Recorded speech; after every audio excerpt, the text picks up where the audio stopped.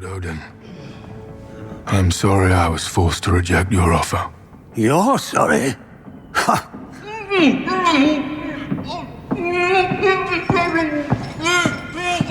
The trickster is unwilling to return to prison and his wife. Apologies for the fuss, Lord. Time to put Loki back in his hole.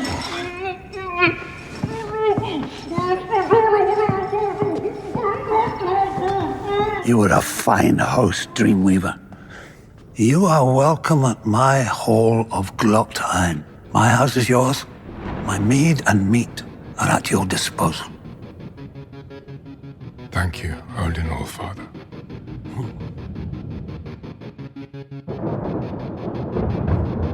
Hey, panelers and Podcastica listeners, welcome to the show. I'm Jayme. And I'm Mark. And this episode, we are covering Sandman Season 2, Episodes 3 and 4. This is a collaborative podcast along with Podcastica Network, so this podcast will be available for both Panels to Pixels and Podcastica wherever you listen to your podcasts. And this episode, we're covering Sandman Season 2, Episode 3, entitled More Devils Than Vast Hell Can Hold. And the synopsis for that particular episode is all the world's a stage as Morpheus summons history's greatest dramatist, as well as Sandman Season 2, Episode 4, Brief Lives. And the synopsis for that one, Morpheus grudgingly helps Delirium search for their vanished sibling in the not walking. If it was the walking world, it would be interesting. All right, the waking world, where deadly force lurks in the shadows. Dun, dun, dun. Yeah, so we'll be covering these episodes episodically. So we'll go through episode 3, and then we'll go through episode 4. And if ever the mingle that happens through conversation, we'll talk about that. But if you have not listened to our previous podcasts, this is a little bit of information. Stop the podcast now if you have not watched the episode or episodes, and then come back to us and then listen. Unless you like to be, surprised or knowing what you're doing. Obviously, the episodes have been launched. You probably have watched them and you want to hear us. Thank you. But for those who haven't, stop now, go back, watch the episodes, come back to us, and then listen to us. And we appreciate you waiting for us to record this. We had a whole lot of life issues getting in the way of us recording. That is true. And thank you guys on Podcastica, because a lot of you guys were asking Jason, going, when's the next episode coming out? And honestly, I've had some family issues that were going on for the past couple of weeks. And on top of that, with scheduling and everything, Jayme and I couldn't coordinate. But thank you for coming back to us and listening to us at what we're doing here. So thank you. And please submit any feedback when you can. All right. So we should move on to episode 3. All right. Favorite moments, any thoughts, overall thoughts? I love the story. Like the whole, sorry. I just That's got okay. lost in the podcast. It happens. I love that, my favorite Shakespeare play is, and I'm blanking on the name of it, Midsummer's Night's Dream. So having the whole gang, or having otherworldly fairies and stuff come to watch it and inspire the play that's inspired by them, and like the real life Puck and everything. It's so much fun. It's one of my favorite little mini stories in the whole series. Yeah. I liked it too, because it was a way for Dream to incorporate everybody from otherworldly places to get involved with this. And it was so interesting. And the fact that Loki pushes himself into it, because that's how he is. Yeah. But that's a fun little trick. Yeah. And Within the episode, we get his talk with the Queen of the Fairies about meeting before and when she was young, which I thought was very interesting. More of another banquet and another look at Morpheus at the time with long hair, if you remember. Yes. Yes. It's like, Sturge is looking lovely and beautiful as a man, honestly. I can say that with full hetero loving, caring, and, admiring. And making the banquet available to those from other realms and hosting another event at this point and it reflecting going back and forth within the episode. I thought it was pretty cool. And the fairies always look so pleasant within it. And they have their glamour on. Yeah, they do. At one point, we do get where the glamour turns off, but she's still beautiful in my. Yeah, that was a nitpicky part on my. But the tent looked like a circus tent, in my opinion, like the theater of how it should be. And the theater is more about the fairies and who they are. Puck resembling, honestly, in my opinion, his personality. And I thought that was pretty cool. Yeah, that was a lot of fun. You?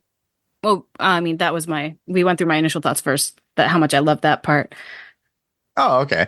The only other part I would have be the Queen of the Fairies impressed with Morpheus's work with mortals and their talents. And then Puck uses his magic on the mortal during the intermission. Yes. Of one who played him, now taking on his own character that mortal was and doing his own impression of the work that was given. I thought that was immensely crazy, but typical. Yeah. And with that, Morpheus telling the Queen that in time the fairies gave him entertainment and enchantment. So basically, Morpheus was always entertained by these fairies, and he wants to repay them in some way, and he would never forget them, and mortals will remember them, meaning in story and tales. Makes me think of Peter Pan and things of that nature of how fairies work. And then he healed the wounds between the realms. And Waking World still speaks of Oberon and Titania within that whole speech. Yeah. You have anything else? Or well, we had the beginning where we see demons having sex. Oh yeah, which is not something you see very often. Nope.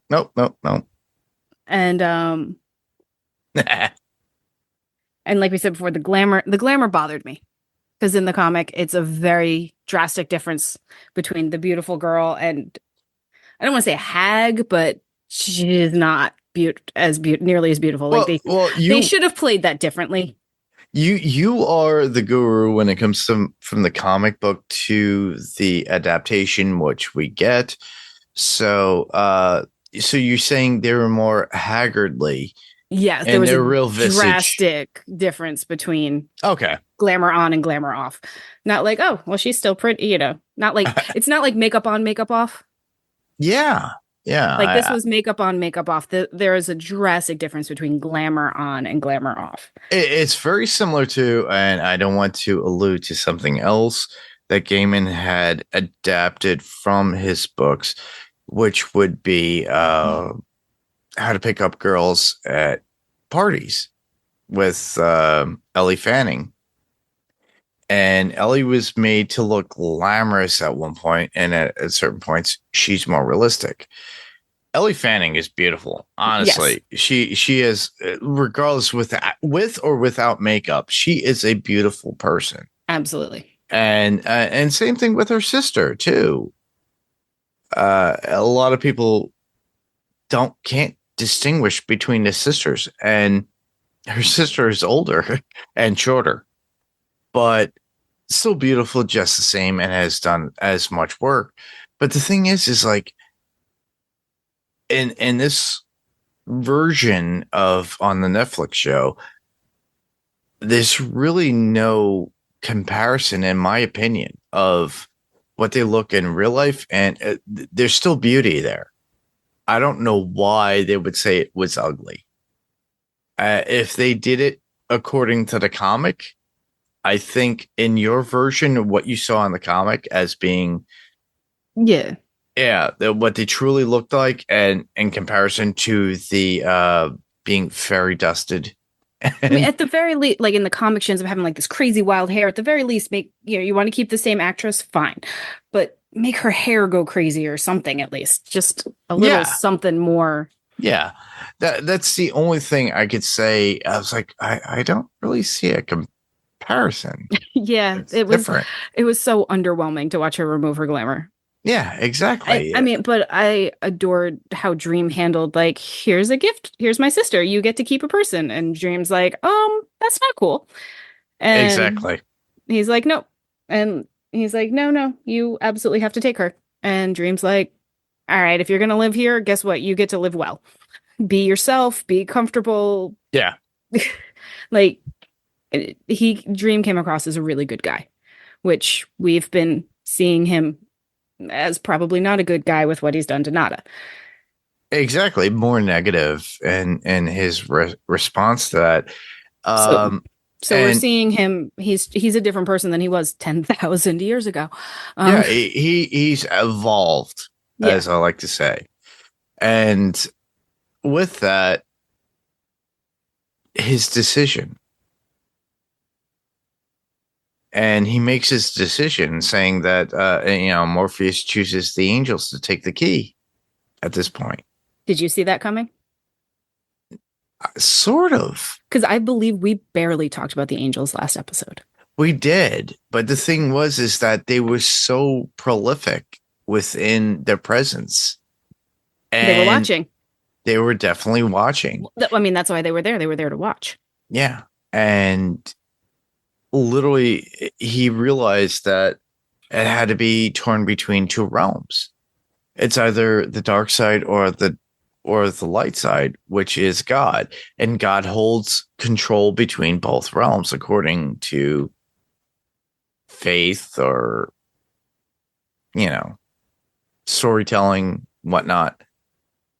And he chooses them, which throws things for a loop too, because it really goes against what he personally would want in comparison to what you would think as a viewer, saying he wants Nada, and that would be Nada's salvation, But he chose, honestly, probably the right answer. Yeah. He thought beyond himself. He thought beyond any alliances he may or may not have had. He thought for the right answer. And even when he talks to Lucifer later, Lucifer's like, that was the right way to do it. And she was a little bit shocked and at the same time going, okay, you worked it out. Yeah. God is a cunt. Not something you hear very often. Meaning that God is a woman. I didn't put that together. Well done, sir. Well, honestly, a lot of us out there in this world thinks of God as a woman, and I think of it as nature, but it's all about faith and religion and your ideals and thoughts. I'm not trying to impose my thoughts. I think, honestly, it's nurturing, but also, it can be a reckoning at times. Learn from where you made your mistakes, move forward, and they're always loving and caring. And guess what? You're still embraced at the end. Anyhow, no more religion. Like I said, Morpheus chooses the angels to take the key, and only those that work between heaven and hell. Literally, where his choice was, and he was trying to be diplomatic about it, and regardless of Azazel's use of a bribe to get the key, then Azazel's ploy for Dream to come and get his love. taunting him with nada, struggling for all to see, then pulling her out of his grasp. And Azazel renouncing Dream's hospitality. Apparently, the demons rule the dreaming at some points, but Dream knew better and captured him. And that was genius. And reality conforms to his design in his own realm. And he shows his power within his realm for those that challenge him in there. And he makes it clear to all his guests vying for the key, saying, hey, you can't really try to deter me. I have control of my own realm and what you see and how it is. So I really thought that was ingenious. It was so good. Yeah. It was so like watching that all unfold and being like, oh, snap. Oh, darn. Yeah, it was so good. All right. And then we get, everybody leaving. Mm-hmm. And I liked when Chaos is leaving, because Chaos was a lot of fun. She's like, oh, I didn't really want it anymore. But she followed the cardboard box god and was like, nobody clever bees cardboard boxes. Yeah. I thought that was so cute. I liked Chaos. And like everyone was kind of like, yeah, I didn't really other than Azazel, nobody else was really like, okay, I really wanted that. Everybody else was like, all right, you made your decision. Good choice. I didn't really want it anyway. Bye. Just had to throw my hat in the ring. I liked Killerkin's farewell message. I thought that was interesting. The girl's farewell was fun, but scary nonetheless. Yeah. The demon stating that Azazel was more a warrior than a diplomat was like very outrightly. Yeah. Accurate. Yeah. And the demons thanked Dream for his mercy in giving Azazel for the time to understand his thoughts. And then Odin with his sons, Loki gagged and taken away by Thor by force was interesting. I thought that was funny. And Odin offering Dream a place of merriment in his realm and is welcomed, meaning that he has a companion and a bit of respect in other realms, which is great. But how long does Odin have? The only person that would be left after Odin would be Thor, who is in control of Loki at this point. So I'm curious where that goes and leads.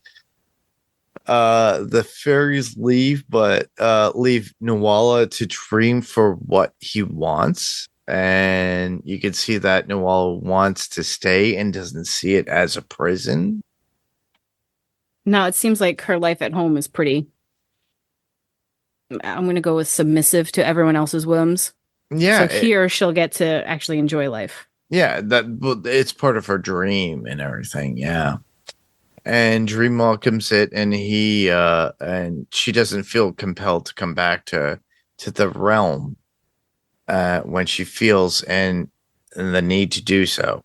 So, and Dream asks Nuala to remove her magic spell in this realm. Underwhelming. Yeah, We discussed I know. that. Yeah, she does so, and she looks and sounds different. Her accent isn't as posh as it was before, but Dream is impressed about it because it's more of a realistic and without the glamour that's there. And I thought that was there was a bit of respect to that, which is really good writing. And I think that falls upon the original writer. Oh, agreed. You have anything else? With that part, I think we covered all of it. Well, I have a little bit more. Okay. Loki staying as Lord Susanna was interesting. Yes. I thought that was interesting. The confrontation was interesting between Dream and Loki. Loki demanding and requesting to free them both. Loki's a trickster. I love that he's a trickster. He is, and that's who he is. Loki agrees to Dream's terms. Nothing yet, but to do something for him when the time was right while he hides Loki. Now that is interesting. So he could utilize Loki at any given point. Yep. So that was something that I picked up. And Dream's talk with Lucifer, we already spoke about that. You actually spoke about that, about who he gave the key to. These are just side notes, everybody. So she thought he was there to gloat about it, but about his loss, telling her that he gave it back to God. She wished she had thought of it. And you brought that up, Jayme, and I thought that was it was incredible. And also, she's like, a whole lot of drama for such an easy answer. Exactly. Like, it didn't need to be so dramatic. Yeah. In her mind, it was like perfect, and I could have told you that. Yeah. We had a whole lot of drama over nothing.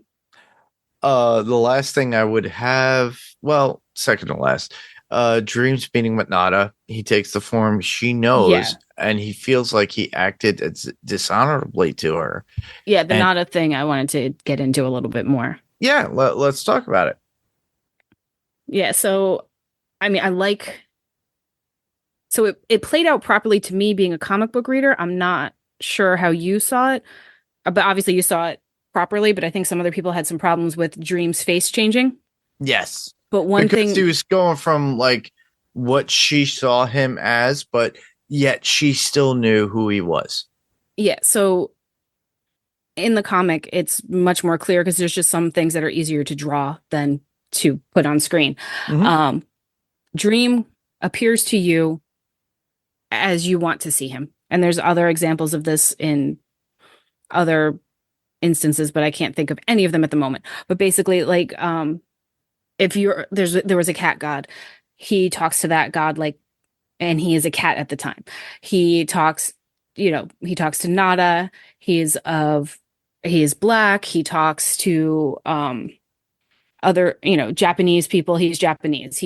Whatever you would envision. It takes on the form of what that person would perceive as what they need to be or look at. What a god would be to them too. Correct. So, and I felt like that could be a little confusing to someone who didn't know what was going on. Yeah.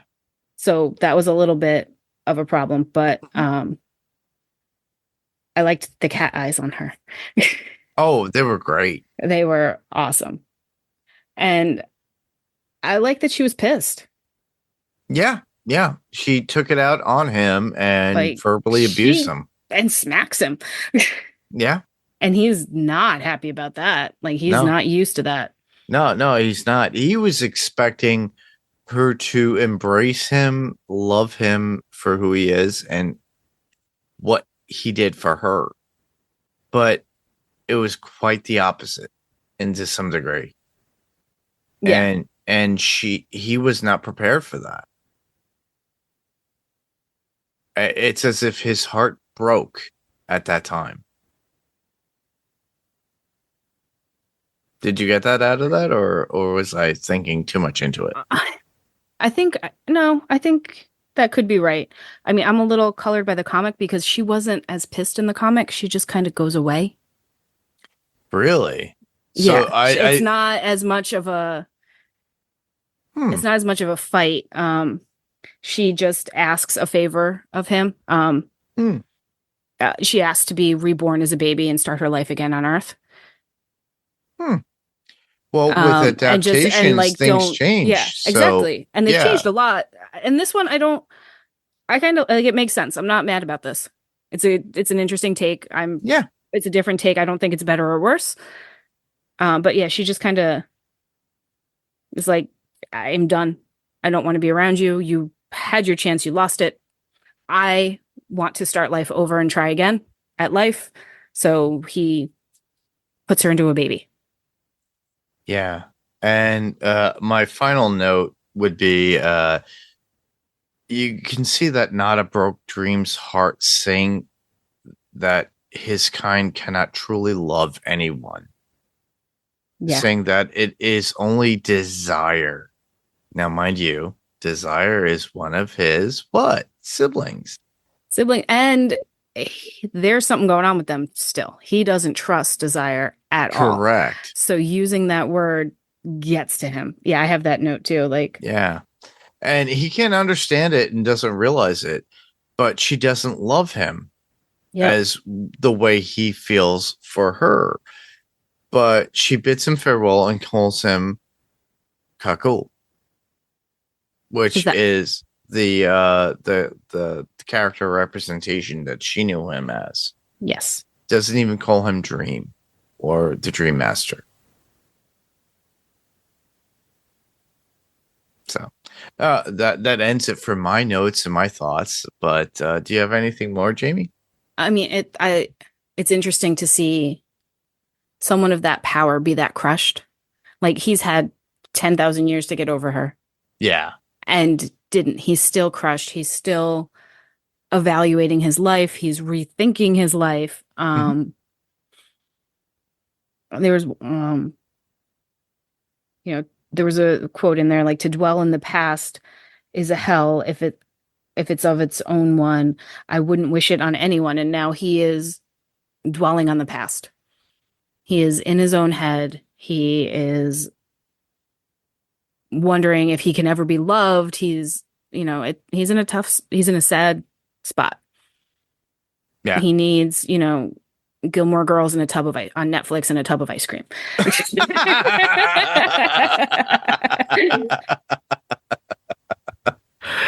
Oh my goodness. The only thing I have left of my notes will be quotes. Do you have any particular quotes? Let's see if we have anything that I did not already state, because I keep doing that. Okay. With Lucifer, if I can begin again, perhaps you can too. That's good. Yeah, I thought that was a good one for really anyone. We covered that one. Yeah, I think we covered all the other ones that I had made notes of. I have 4, which is very odd. I went a little bit deep diving, everybody. Anyhow, I have one from Morpheus saying, "Nothing lasts forever." And that was before the banquet from the past when fairies come and talk to him. Meaning that he understands that nothing lasts forever, and these are intricate moments that they have to deal with. Puck, during the play, saying, "I'd forgotten me what strange creatures mortals can be. Oh, how I ache to make a sport of them." And that was from the play. Yeah. One of the more famous lines from the play, which is awesome. It's amazing. And then another one from Morpheus saying, "Things not have happened to be true.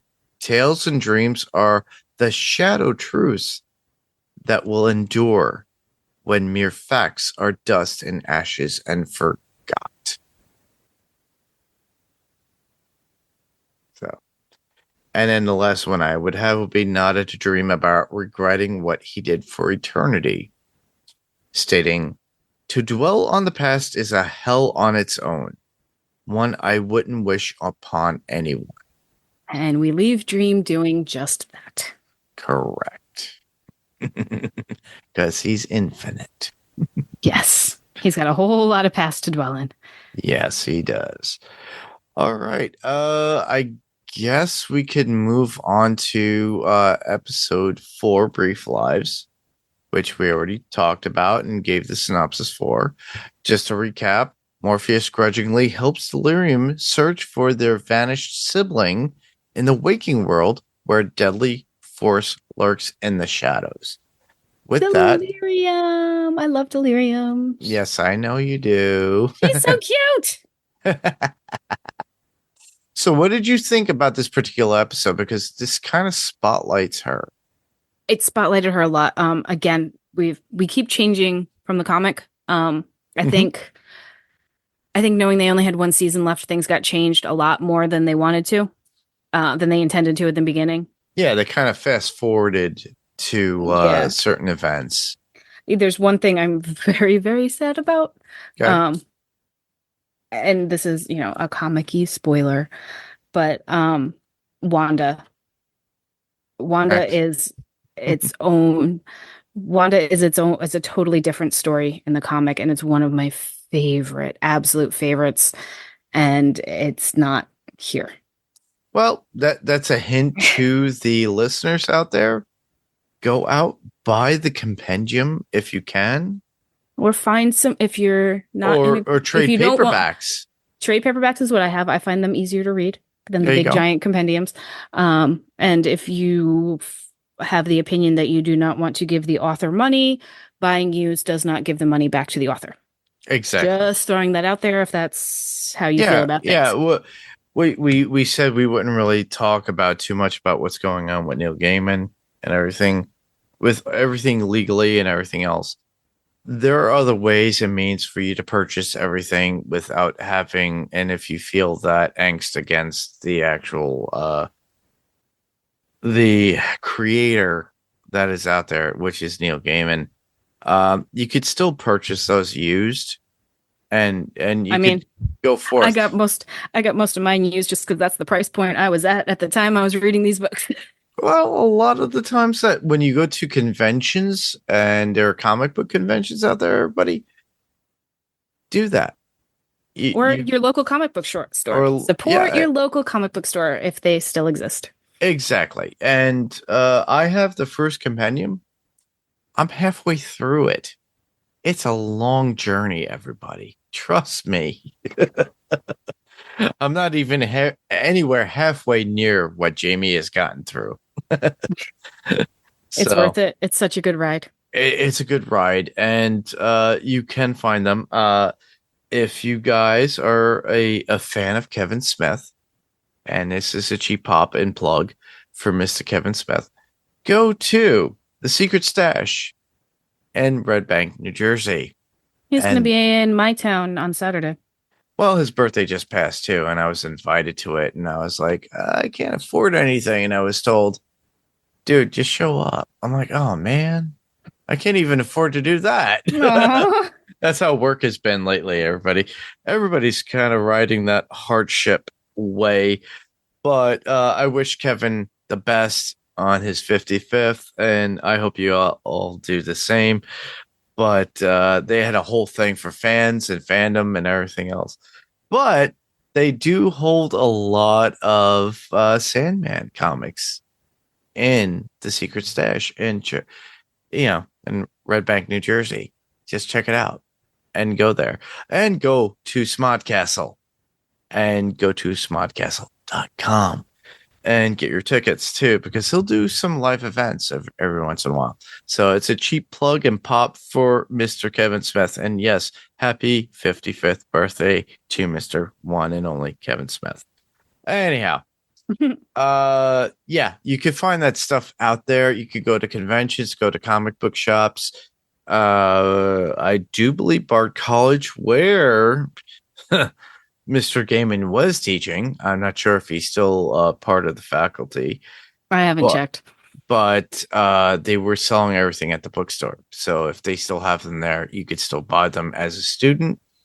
Unfortunately, if you're not a student, you can't go outrightly and go there and purchase them. You can find stuff on Amazon and other ways of purchasing online. I already talked to Mr. Mike Zapsik and saying, hey, I need my compendium number 2 of Sandman. Because it's leather bound, and I have that signed by Mr. Gaiman for the first one. I need to complete the set. I have 2 signed books by him. I have 5. And Jamie's like, I hate you. No, I have American Gods and his ABC children's book. Awesome. But I have to let you listeners know, it's so funny. It's not me bragging.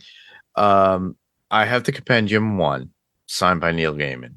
I have How to Pick Up Girls at Parties, which I got at the night of the viewing of that particular movie at Bard College. And I also got American Gods, the book, signed by him, as well as the trade paperback that they sold at the time, at that night. And there was a Batman issue that he had done years ago that I have. And those I'll hold on to, because honestly, we could hate the creator, we could hate what he had done in his personal life, but I can't hate what he had created in art. And that's the whole thing. And that's what really boils down to me with how it is. A lot of people hold judgment and just hold that like anger and hate and saying, I'll never read this again. But the art is there, regardless of the person being laxed when it comes to personal boundaries. And it's so sad to say. It's not me putting my personal thoughts. It's just, it's like, I've had this. I've had this for a long time. And I really liked what I read, and I liked where it came from. But when the truth of a person comes out, it's really upsetting to hear. But nothing has been proven in court, so that's why we're not exactly. We're not jumping into it. That's we're not jumping into it. I'm holding on to it because I love the work that was there. And I have stuff that's signed. Jayme feels the same way with the work that she has signed as well. So and it was all purchased before any of this stuff came out. Correct. Yeah. Yeah. So let's move on. Let's back to Brief Lives. I'm gonna wipe off my bad tongue. Back to Brief Lives and Adorable Delirium and going into the waking world. Yes. All right. So what were your thoughts about this particular episode? Did you like it, love it, hate it? I liked it. I feel like I would have liked it a lot more had I not been a comic reader. Well, and this is where you come into play. It's just, it felt rushed. It did feel rushed. So it felt rushed to you as well. It did feel rushed to me for the fact of a viewer, because I was like, all right, she's saying so much stuff. And I'm like, but I'm missing a lot. What's going on here? So. Yeah, it felt a lot of the important characters we get to know a lot better in the comic. Mm-hmm. So when things happen to them, it's much more impactful. Mm-hmm. We have an entire book of just Wanda's life. And we don't get that. Yeah. we get to know over. Wanda. We get to know Wanda a little bit. It's sad. But it's not like, in the end, in the comic, it hit me hard. Like, it was one of those where I had to like put the book down, just be with my thoughts for a while, and I didn't have quite that much of an impact. It's a real story that you actually get involved within the comic, whereas with this, it's just brief moments of flashes and memories that we get for the character. And if we went into it, it would be basically a bottle episode, which happens. But I think they had to shorten things for time because they were limited. Realized they were getting one season, so they consolidated one of the. I keep saying best. I love the book so much. Exactly. But Wanda's storyline is fantastic, and I'm glad we saw her, but this is not the Wanda I know and love. Well, that would get you, the listeners, to go deeper into the actual story and read them. Or listen to the audiobook if you don't have time to read. Audiobook is also fantastic. Oh, yeah. They did a whole narrative a couple of years ago, didn't they not? Yeah, they did versions 1 and 2. I don't remember if 3 came out or if that got held up with everything else, but I know they did volumes 1 and 2, which covers a good chunk of the comics. Yeah, and you guys could actually do that. I've mentioned it before, but it's a full audio drama. It's not one person doing funny voices, because I have a friend who hates that. It's not one person doing funny voices. Each character is their own person. You've got famous people doing it. Believe David Tennant is Loki. I might be pulling that. I know David Tennant is in it. Yeah, David Tennant is definitely in it. Loki. I know he's in it. I believe he's Loki, but I'm not 1,000% positive. But you can see him being Loki, right? Oh, definitely. Yeah.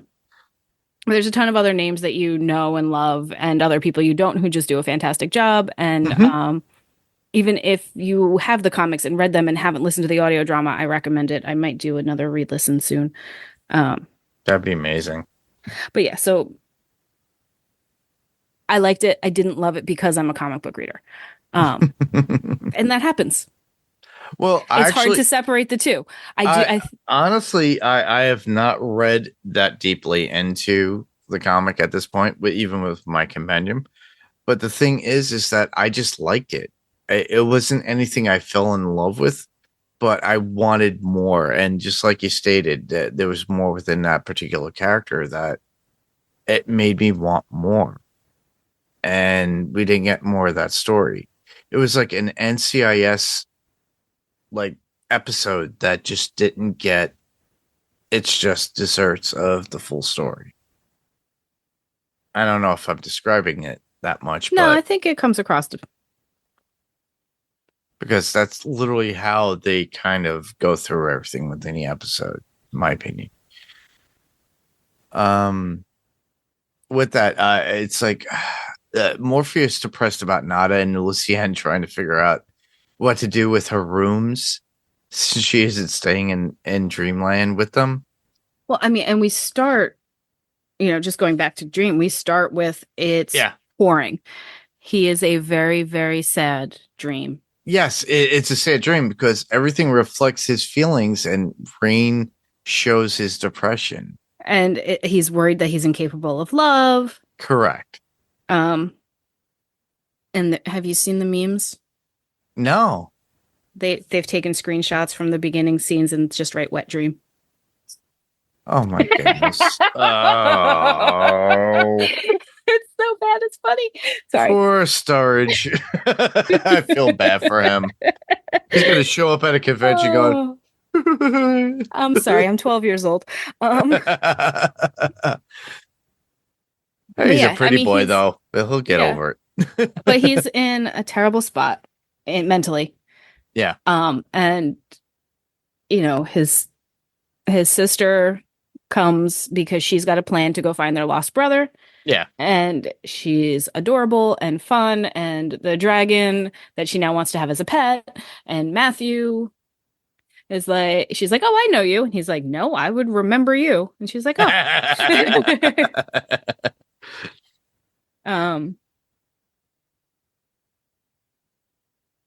But like, she seems so flighty and so not remember, but then she has these moments of,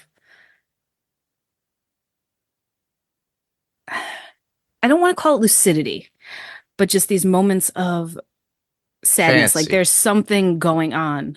She has moments of sadness and fancy at moments, like happiness and sadness at the same time. Yeah, where she's like, please don't make me go away. Like it's something he's done to her before.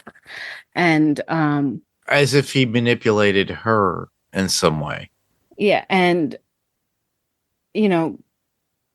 when they're having dinner, she's like, I'm trying very hard to be good. And because, I want you to come with me and I want to be good and you'll only do it if I'm good. But I see you laughing behind your face like you always do. Like that's so deep. There was like something sinister behind. No, Dream. like more like she knows he's humoring her. He's not going to do what she wants. He's just humoring her, trying to keeping a straight face in front of her, but in his head, he's like, oh, no. Like, and she knows this. She knows he's what's placating to her. Yeah, and she knows that he's not going to take her seriously. He's not going to help her. She's had what feels like a lifetime of this, where her siblings don't help her, don't take her seriously, and she's dealing with all of this. It's literally him putting a Band-Aid over his sister to take care of her. Oh, and not even that. More push her away. Like that's what it comes across as. Like she's been hiding her from the issues at hand. Yeah, she's been ostracized by the family because she's so flighty and crazy and weird, and they kind of all humor her, but nobody likes her. Nobody does things like, Desire and I'm going up with this delirium, but that's not right. Pain. No. Desire and Despair are partnered up. Yeah. Dream and Death are partnered up. Mm-hmm. Destiny doesn't want anybody. He's got his plan. Yes. It feels like Delirium had her other brother. Those two did a lot together, and then he went away, and she's Lost. She's lost. And similarly, right now, Dream is lost. He wants Nada. So Delirium comes to him and is like, hey, let's go to the waking world. And he's like, she's trying to convince him. She's gone through this. She's practiced it. The other siblings have already told her no.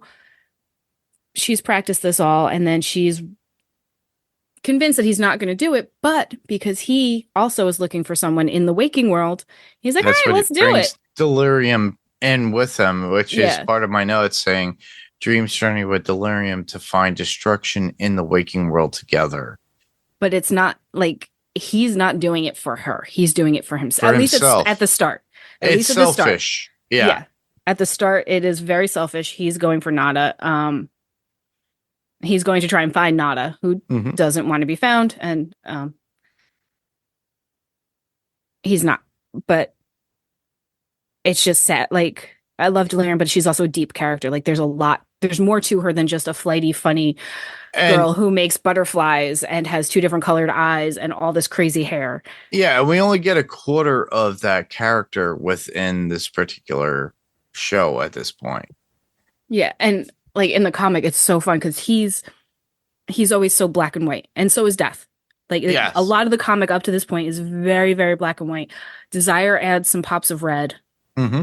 And then all of a sudden, Delirium comes in, and she is chaos, and she is color, and she is rainbow, and she is pastels, and it's just the way everything's drawn and comes together is just so amazing. Like, the comic is so perfect. It's on as if you are on an acid trip, everybody. Yeah, but it's good and it's fun and it's it's childlike. I've never taken acid, so I don't know. I haven't either.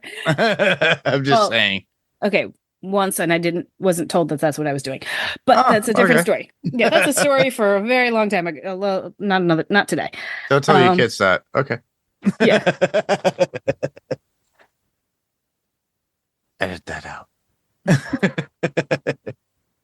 But she kind of is on that trip of everything, and he is following through it. But you see that in the comic, but within the show, you don't really see too much of it.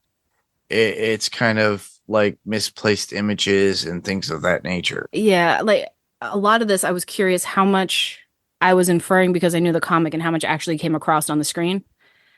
But we also do learn the missing brother is destruction. Yes. And that his realm is out of control. Mm-hmm. Delirium wants to find him because you should find people. Yeah, and they give him a Rolls Royce with Delirium. Well, but I mean, to find destruction. But Dream is mad because he's like, he abandoned us. We shouldn't go find him. Correct. And Delirium is like, no, if somebody, you should go after somebody because maybe they want to be found. They want to see if you're going to find them. Mm-hmm. And it's an interesting, like the best stories are in that gray area. Like, who's right? Is Dream right that we should let him be? Or is Delirium right that he was just looking for someone to chase him? Because sometimes that's how you feel. Like, you feel fed up, and you're going to leave, but you really want somebody Everybody's to say, no, on their don't own go. mission in this particular episode, if you think about it. Yeah. Delirium, Dream, and Destruction. And I have a little bit of a note here that might be clue to something. Wanda talking about the Land of Oz books and saying that Judy Garland is in the Wizard of Oz, which is basically gay culture, as we all know. Yes. But the Marvel's Land of Oz is trans culture, if you think about it. And there were trans characters in these books in the 80s, written lovingly, written with knowledge and acceptance. Mm-hmm.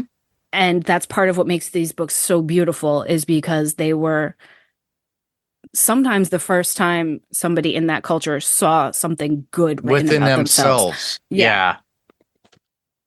Yeah, I agree. And later on, we like Delirium says something about Julie Garland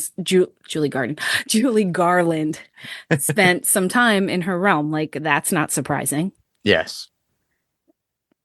I thought this was a nice interaction of inclusion within the show, which I like to see.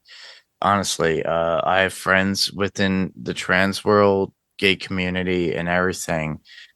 And yeah, I know there's a lot of haters out there, but I accept friends for who they are and how they are and who they are. But it really touched my heart that I got to see that on screen. That, within this kind of an episode. And it's more of an acceptance. And I really wish people would. I really hate getting political or anything like that when it comes to this, but I just want more acceptance of people. It's like it's okay to be you and who you are, and understand that, but understand them as a person, whether they be a relative, friend, or whatnot. That's all I have to say. But this was so touching in a sense of it showed a lot of respect in it and within the episode. So that's all I have to say. People the way they should be treated. Exactly. We have the one thing or the question, like, did Desire inspire Delirium to go to Dream and start this mission? Like, is this still all part of Desire's master plan that we still don't know what it is? We know Desire is up to something. Oh yeah, but what they are they up to? They are crazy, and we all know this. and the actor who plays them, amazing. I love it. But we do get a point in the episode where Dream is seeing Ishtar, which is really Belili. Is that their name? Did I write it down? That's the good question. And apparently it was one of Destruction's girlfriends, and Dream told him to end it. And he came to find out about his brother within that whole thing. Yeah, I think it was Delirium had her notes of these were my brother's friends. Correct. And they were these weird cryptic descriptions. I mean, yeah, Delirium is such a good image of a mental health crisis or issues, like somebody having mental health issues, and just Dream, but Dream understands it. Dream figures out, it was like the dancing lady, and we skipped over the guy.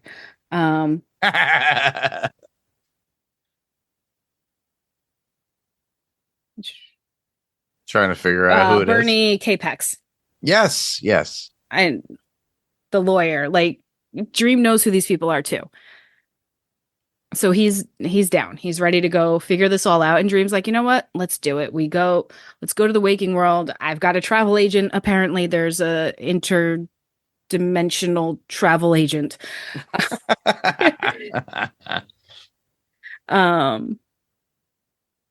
Which is pretty interesting. But right before they make it to New York, we get to see Destruction. We do get a glimpse. Yeah. And his dog Barnabas. Because who doesn't love a doggy? Yeah, that is true. Especially a talking doggy who mocks your paintings. Oh, jeez. But, like, important thing, Destruction still has a gallery. Like, if he didn't want to reach his siblings and he didn't want to be found, truly, like, Delirium might be right. He wants to be found. He wants someone to get him because he still has a gallery. We see it. Which makes me think, and I have to go back 2 episodes, when we saw Desire, did they not have a gallery? Desire has a gallery. of their own artwork. Desire has a gallery of all the siblings in their own manner. Like every No. In the real world. Oh, in the real world? Yes. We saw it 2 or almost 2.5 episodes when they were brought in. If it was pictures of all the siblings, I didn't put that together. Ooh. You could be right. Yeah. Listeners, let us know. Go back and rewatch that episode when you see Desire walking through her own gallery or their own gallery. Got to get my pronouns right. Yeah, I struggle with that. Gallery. And a lot of the images are of themselves, but there are other images as they're walking by of paintings and whatnot, art, designs. Because the gallery is very important. That's how the siblings call to each other. Correct. Like you've seen it at this point. Slow it down. Let us know. Comments. Oh, I'm going to look at it tomorrow morning. You know what episode I'm talking about, though, right? No, I know exactly what you're talking about. There you go. Yeah, I'm going to go look at that tomorrow. But yeah, the galleries are very important to the siblings. That's how they contact each other. That's how they, either all at once or one at a time. And they say, I forget if it's been that much in the show, but in the comic, it's always, hey, sibling, I stand in my gallery calling to you. Will you answer? Like, it's always, I stand in my gallery calling to you. Like, blah, blah, blah. Like a god talking out. It's like, oh, you need to beseech to me. Blah, blah, blah, blah, blah. Yeah. And then, and this is a little bit different. But the fact that Destruction has a gallery, I mean, it's not bright and shiny. It's obviously not in use. But the fact that he still has one it's not just still sitting in his realm somewhere. It's with him is very interesting. I thought was a very interesting fact. And it's still a bit of idolization or it's basically it's basically a family portrait. It's broken up. It is, but it's part of because people who still follow those gods are idolaters and keep their god alive through that. Yeah. That's meaning that he is kept. I get what you're saying. That's a bigger, and that's something that Gaiman gets into a lot. More so in American Gods than anything else. Yeah, I know. He plays with that a lot in American Gods and in Anansi Boys. But he does touch on it here. I could be wrong, but I personally don't feel like that's the reason for the gallery here. I think the brother, he is still longing for his siblings. I think he wants them to come to him. Mm-hmm. I think Delirium is right because we had that question before. Like, is Dream right where he left? He doesn't want to be found. We should ignore him. We should be mad at him and give him his wishes. Or is Delirium right that sometimes people want to be found? And I think the fact that he has a gallery means he didn't give up all hope. He didn't cut every last tie. They may be thin. They may be threadbare ties, but they're still there. He still has something. Exactly. But he has the warning that something's happening. Like, he knows his brother's coming. He knows his brother and sister are coming. Mm-hmm. And he doesn't seem terribly happy, but he also doesn't get up and leave. No. He's accepting everything as it comes. Yeah. And lots of people have complicated relationships with their family and have been in similar spots. This is not a God's issue per se. This is a very human issue. A human issue or just existent issue. As I say, existent. Doesn't mean God, doesn't mean human, doesn't mean anything. Just how we all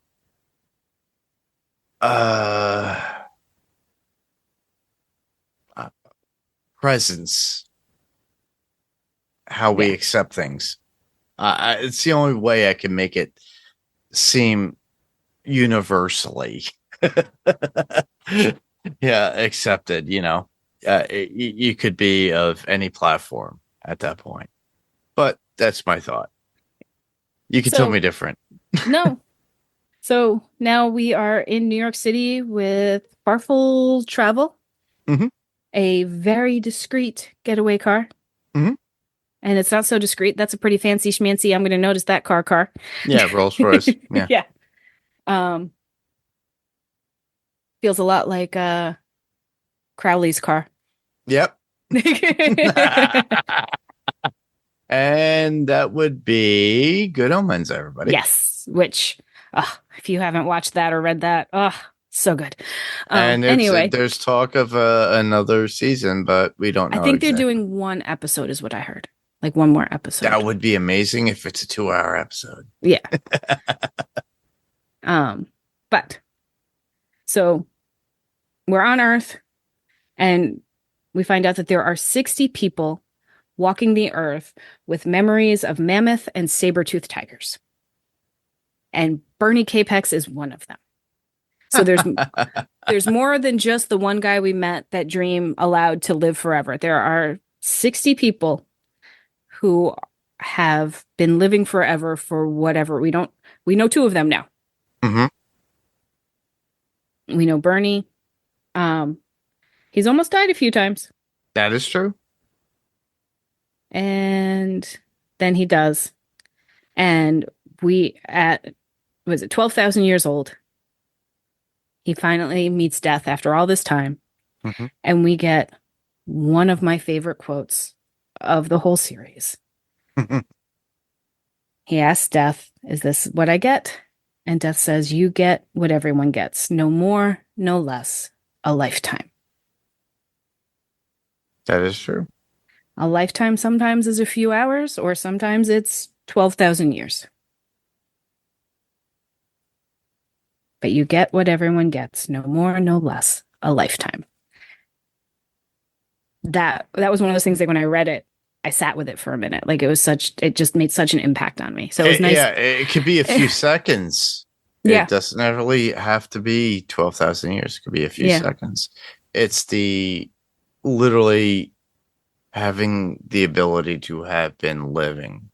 Yeah. For that moment. Everyone is guaranteed a lifetime, just not specified how long a lifetime is. And it makes you think about the animals out there, everybody.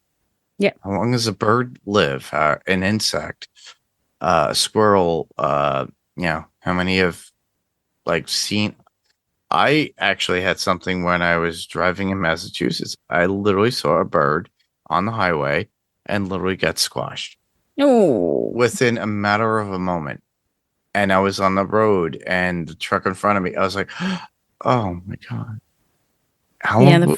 First thing I ever, my first roadkill was a bird.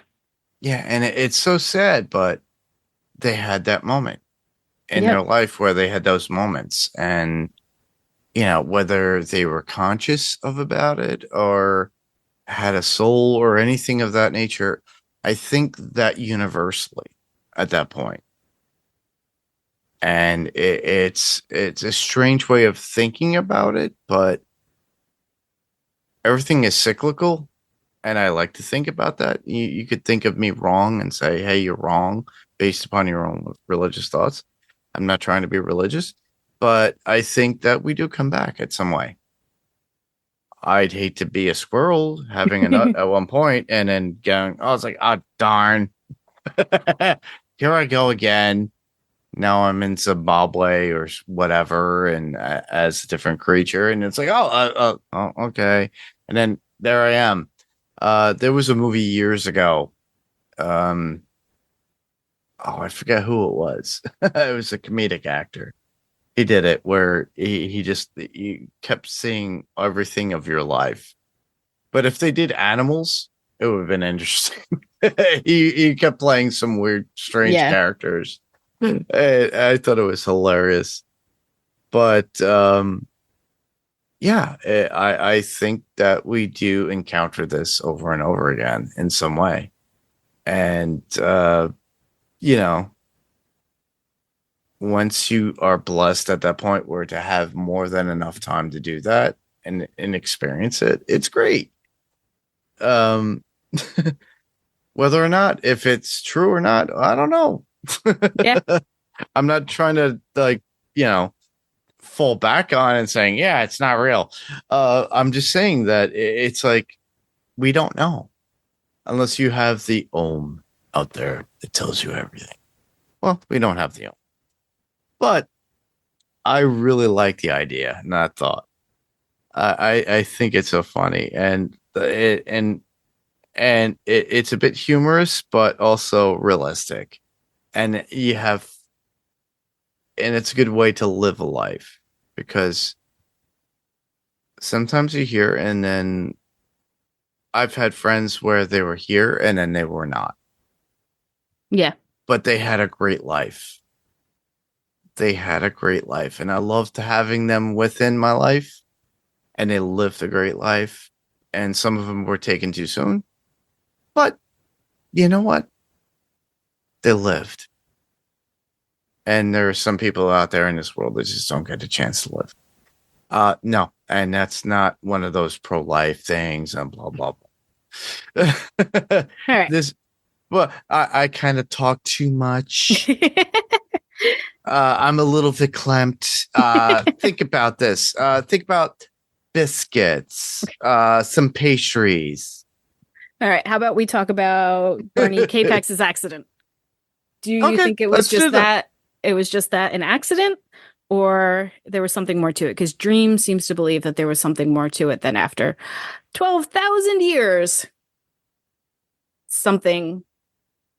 It was planned. That was planned. It was a mob hit. Something got in the way of them. Yeah, exactly. Something got in the way of them meeting. It was a God hit, not a mob hit. I agree. There's something up here. Yeah. Yeah. And Delirium doesn't see it. No, she don't. A sweet, innocent child.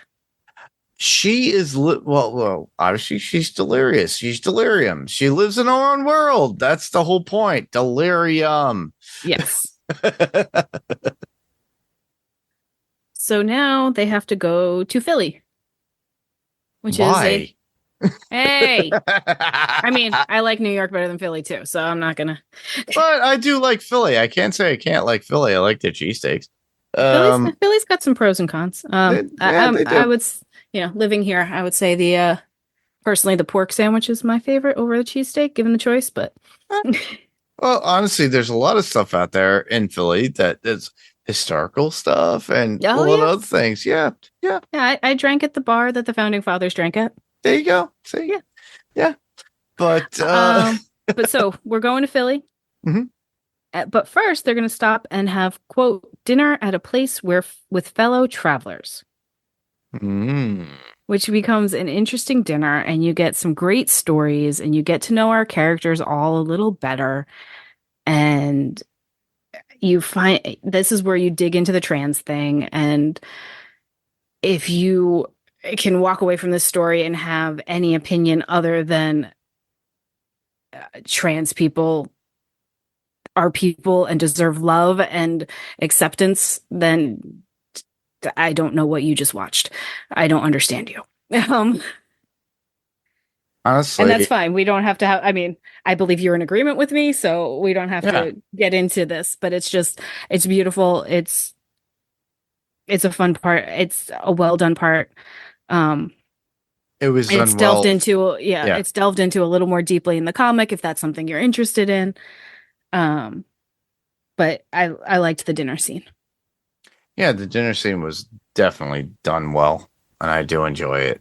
And for those who want to know and understand awareness, do that. Watch the scene, but also read the comic. Yeah.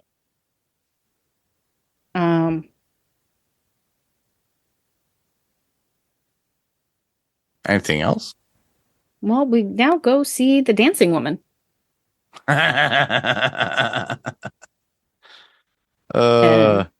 that's our Istar of Balili, the stripper. Yeah. She is the god of sex and war. So obviously stripper makes sense. And the war part, you understand why destruction was her friend. Mm-hmm. It makes perfect sense. And you also learn that gods can be killed when people stop believing. And that's why she doesn't have the power that she had. She has a little bit of power. She can get people to open their wallets. She can use her sexy wiles. Yeah. But we Yeah, have a good conversation with her and Dream, if you want to get into any of that. Uh, he kind of delves into the relationship and where she was at with destruction, Yeah. And and I thought that was interesting. And it's kind of like he disappeared. He lost passion at one point, and then she just faded into this existence.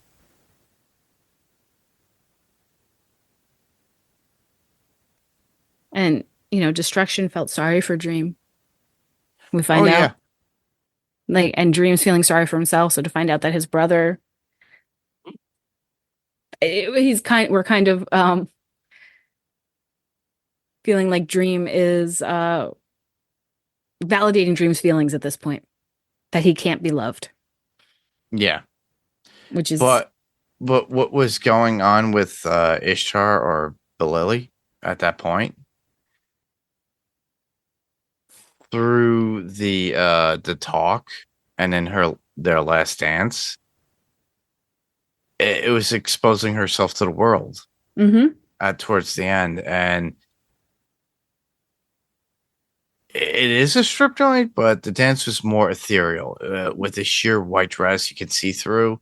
It It was was mesmerizing a it was bit. gorgeous. I know mesmerizing is the absolute right word. And I love that before she goes out, it's like, if I am to die tonight, because Dream comes to warn her, like, hey, Correct.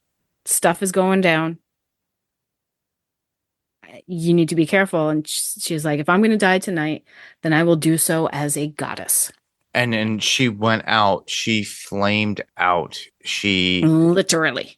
literally, and it was going to blow up. And Dream telling Delirium and Wanda to run, Yeah. and all left with destruction, quote unquote. Yep. There's a And wake of destruction going on while we're looking for destruction. just like his brother. So, but Wanda doesn't survive at the end. It's so sad. Yeah, Wanda. And then despair Wanda showing. is supposed to be our trans friend, but that's not how it played out. I know.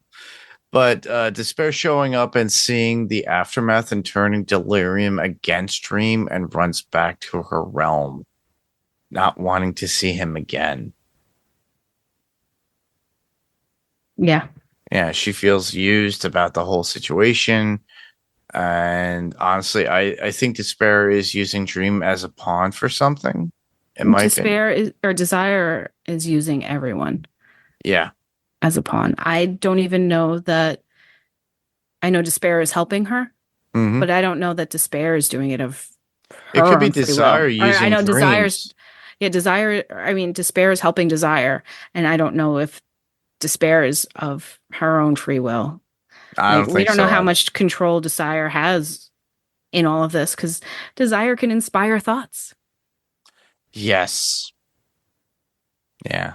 And saying they don't manipulate people, that people manipulate them and what they want to do, which is interesting. And then, but in the end of the night, Bernie, Wanda, and Ishtar are all dead. And yet they are still there in some way. And Delirium, it's just her heart is broken, and I just want to give her such the biggest hug. I know. That's what's so sad about it. But that's all I have. The only thing I have is one note and one quote. I'll go with your note, and then we can bump into the quotes. All right. Well, the note I have is Beat of Your Own by Katie Hersey, playing when Dream asks the lady to take him to fellow travelers after finding out that Kavax died. So that was a song quote or a note that I have. Beat I of always leave Your the Own. song stuff up to you. You're much better at it than I am. Another one would be another song one. I Hear It Through the Grapevine, performed by Gladys Knight when Dream and Delirium enter the strip bar. So I don't know if you caught those. I did not catch the second one. Those are good. That was good. That was a good pickup.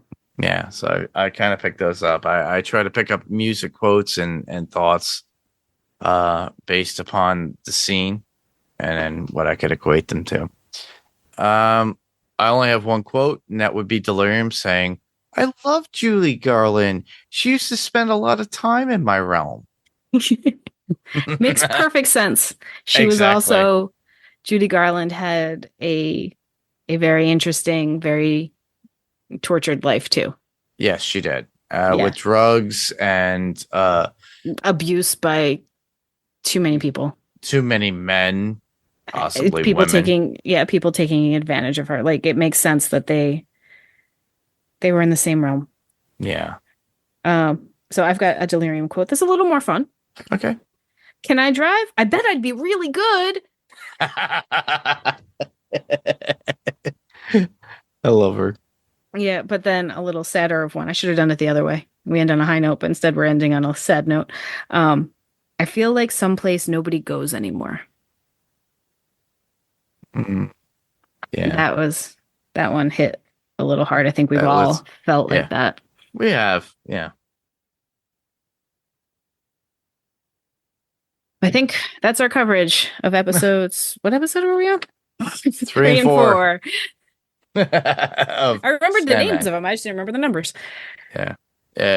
We that's our coverage for Sandman cast for Sandman season 2, episodes 3 and 4. And we will be doing our very best to be more releasing these in a more timely manner.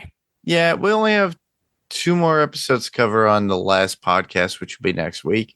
They dropped the other ones too. The whole season's out. Yeah, I know, but for the podcast, though, yes, we will do episodes 5 and 6 on the next podcast. So you guys have enough time and everything. I'll put out everything out there for you guys to send in feedback and everything. But we're at that point at the end of the podcast, or towards the end. Podcast recommendations and where you could be heard. I am woefully behind on all of my podcasts. I believe Jason just wrapped up the Squid Game podcast. He was doing a great job. I am 2 episodes behind. I assume he is still doing a great job because Jason always does a great job. Like I said, life's been life. And so, listening to podcasts has fallen by the wayside for a little bit. I started catching up today with some horror podcasts. That just happened to be the order in my feed. Yeah, they're my favorites. And so that's my recommendation. If you is anything on Podcastica or Pirate Core, everybody works their butts off and puts out a great product. So if you're watching any of those shows, or you're interested in the shows, or you just like hearing people talk about stuff they're passionate about, check them out. Yeah. All I could say is definitely check out the podcastica.com for all the other podcasts that are out there. Jason has been continuing on the rewatch of Walking Dead. So you could go back to that and go back in time as they're rewatching certain things. They did their coverage of Squid Game season 3. Is it? Yes. The quote unquote final season. I'm not And saying anything more than that. Just in case you haven't finished watching and there would be a spoiler knowing any further information, Mark. I don't have any information because I've really been following up. I haven't even finished Squid Games. So that tells you how far behind I am. Anyhow, but what is coming up, you will get Alien Earth coverage on podcastica.com. Yeah. Gotta love it. I wish I could be covering it, but I have way too much stuff going on. Yeah, you're spread thin enough. I'm spread way too thin. Anyhow. When does that show start? It starts soon, doesn't it? Oh, it does within the next week or so. Ooh. Check it out. I saw an ad before some movies recently. Mm-hmm. Looks so good. Oh, it does. It looks great. It's pretty much the 12th. It comes out on the 12th. Yeah, which is not too far away. So It's a week from the night we're recording. Hey, look at that. exactly. Hello. So now if you want to sleuth it to figure out what night we're recording. But the funniest is that this is pretty much what we should have gotten from Alien 3. Yeah. It was the original script idea for Alien 3. For those who want to go through the rabbit hole, go through it. After Aliens from James Cameron, Alien 3 came out. No, it was not on a prison planet. The first script, honestly, had Ripley.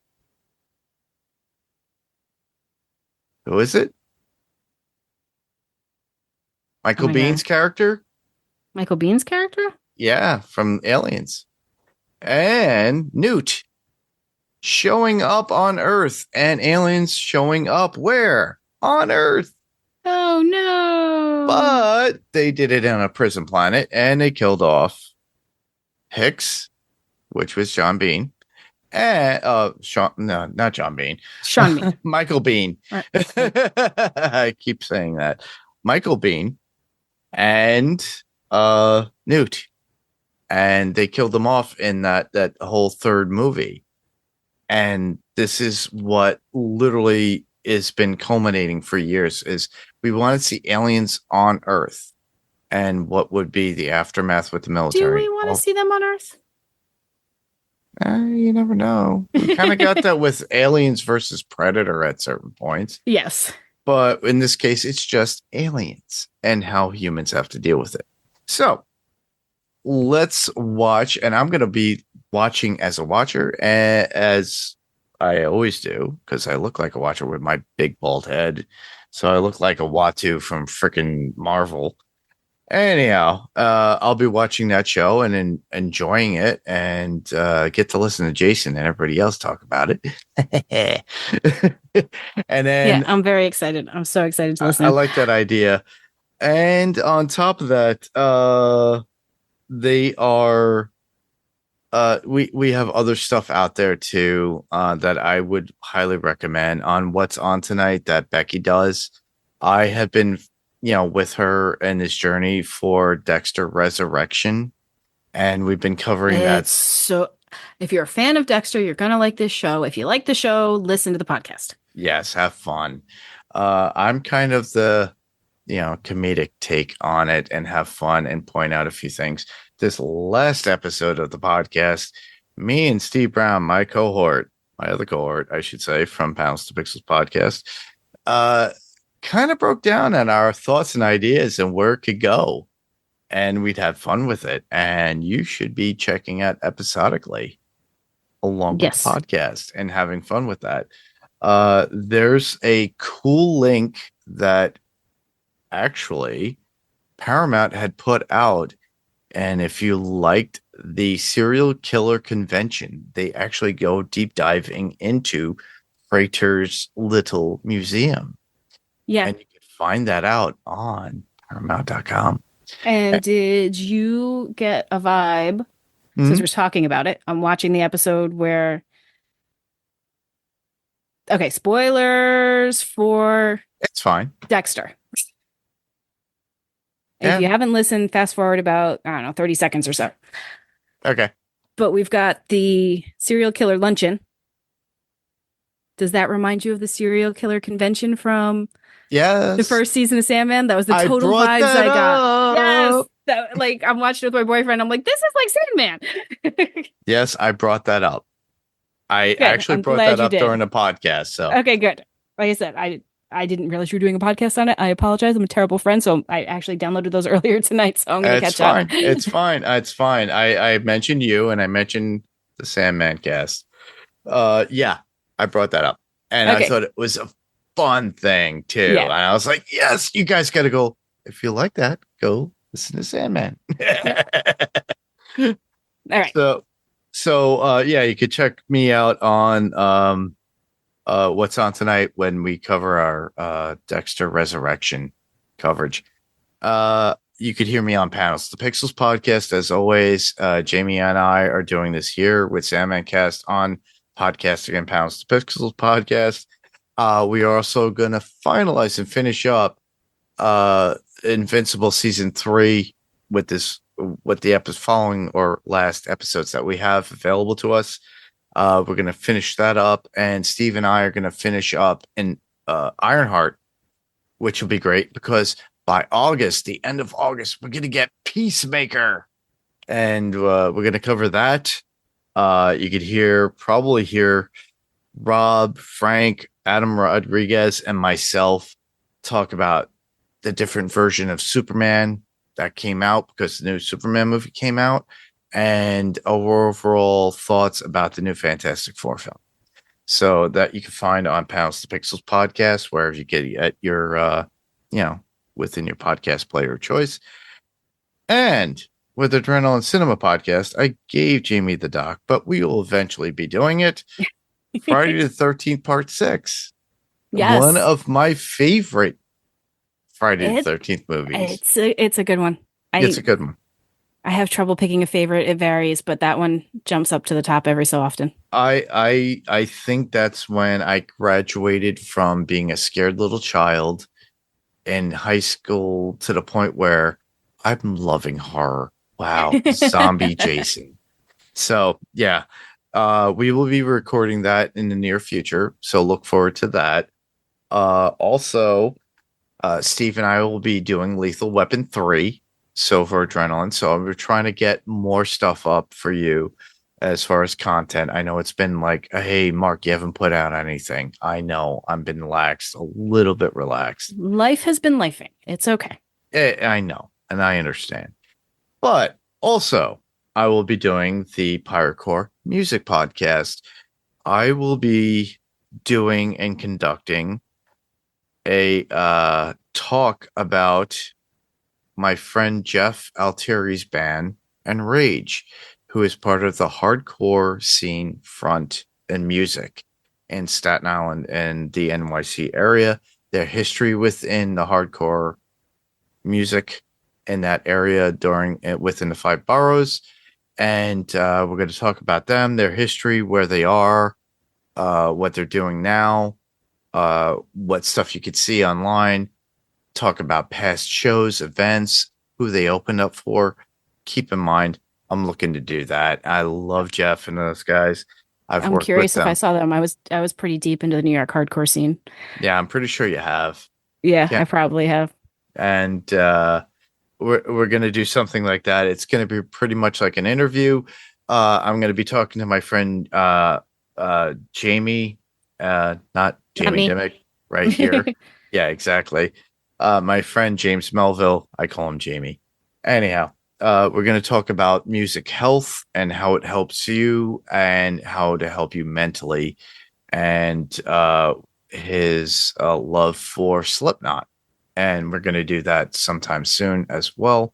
And then eventually, my friend Rob Muir and I will be doing a whole Iron Maiden perspective before the actual documentary comes out. I think they're launching it on Netflix. I'm not sure exactly. Keeps changing. But we're going to do our thoughts because we've lost a few members over the past 3 months and of the original Iron Maiden crew. And, I was part of an Iron Maiden tribute band way back in the day in the early 90s. You'll laugh. Yes, I had long hair, everybody. I'm not the bold, crazy creep that you see in before you. Anyhow. I've seen pictures. Yeah, she's seen pictures of me with long hair, which is really scary because it's all stringy.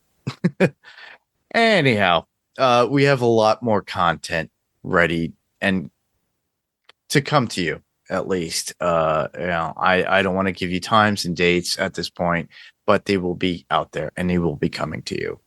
Rob and I, my friend Rob Muir, and I will also be doing on Adrenaline Cinema podcast. We're going to talk about the movie Rad, which I hold dear to my heart too, because I was a paper boy and I loved BMX biking. So we're going to talk about that as well.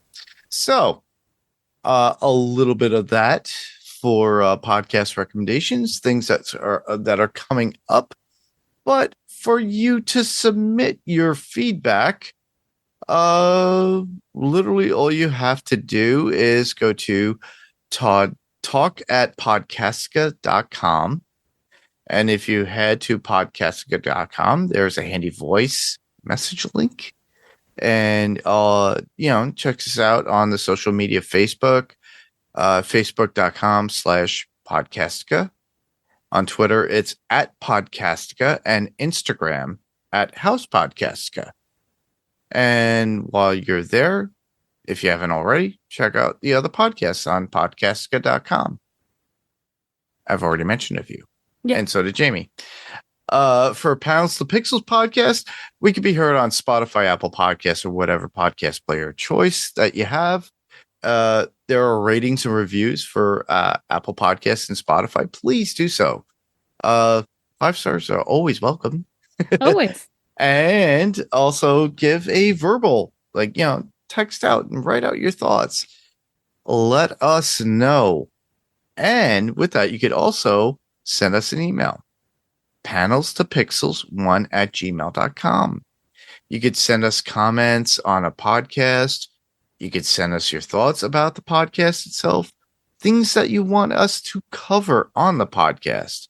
And that could be sent to panelstopixels1@gmail.com. Panels spelled out, 2 is spelled out TO, pixels and the number 1@gmail.com. We could be found on Facebook, and that would be facebook.com/panelstopixels, or on Instagram @panelstopixels podcast. And what's found on Facebook is found on Instagram. So whatever comment you leave, I'll get it on both. We could be found on YouTube. All you have to do is search for Panels to Pixels podcast. All you have to do is subscribe, ring the bell to be notified when a new episode is up, which is pretty much the podcast as it is, or you can be surprised with some video content. Keep in mind, I've done some interviews. Comic Book Man, Kevin Smith, a few other people, and it's fun. And then, whatever is commented, I will get information, and then also give us a thumbs up. Yay, we like thumbs up. Yep. Or if you've got some constructive criticism, by all means, leave that. Yeah, that's fine. I'm good with that.